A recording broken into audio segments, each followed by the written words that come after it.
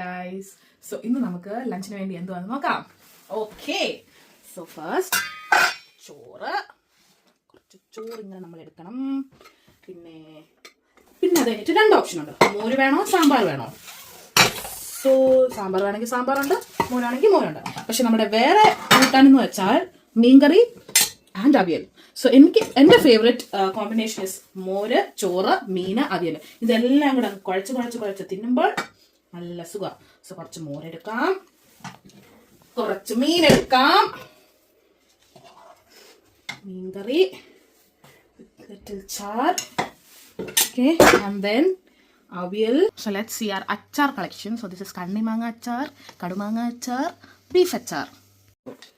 so ഇതെല്ലാം നമ്മൾ ഇങ്ങനെ കുറച്ച് മീനെടുത്ത് കുറച്ച് അവിയലെടുത്ത് ഇങ്ങനെ കുഴച്ച്